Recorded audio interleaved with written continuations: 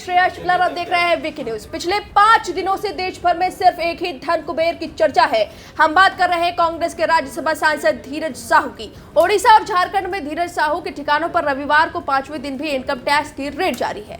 धीरज साहू के धनलोक को देखकर इंसान तो क्या मशीनें भी हैरत में पड़ गई है। नोटों की गिनती करते करते अब तक कई मशीनें भी खराब हो चुकी हैं, जिनके बाद भुवनेश्वर से नोट गिनने की नई मशीनों को मंगवाना पड़ा, तब जाकर नोटों की गिनती दोबारा शुरू हो सकी। रेट कितनी बड़ी है इसका अंदाजा आप इस बात से लगा सकते हैं कि रुपयों को गिनने के लिए 40 मशीनें लगाई गई है। वहीं 50 कर्मचारी दिन रात इन मशीनों की मदद से नोटों को गिन रहे हैं। धीरज साहू के खजाने में से अब तक 300 करोड़ की गिनती पूरी हो चुकी है। हालांकि ये आंकड़ा अभी और बढ़ेगा।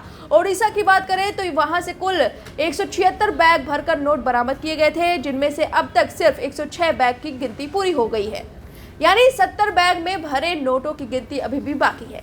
वहीं धीरज साहू के कर्मचारियों के घर पर भी नोट उगलने लगे हैं। धीरज साहू की फर्म के मैनेजर बंटी के ठिकाने से भी कैश से भरे 20 बैग बरामद किए गए हैं। इन बैगों में करीब 100 करोड़ रुपए होने का अनुमान लगाया जा रहा है। इतना ही नहीं, खबर ये भी है कि साहू की कंपनी के कुछ कर्मचारी गायब हैं।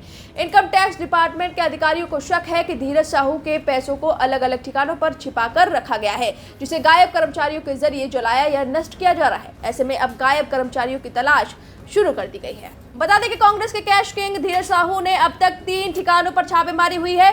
इसमें झारखंड, पश्चिम बंगाल और ओडिशा शामिल है। उधर धीरज की संपत्ति को लेकर कांग्रेस, बीजेपी समेत तमाम दलों के निशाने पर आ गई है। बीजेपी कांग्रेस को भ्रष्टाचार के मुद्दे पर घेर रही है।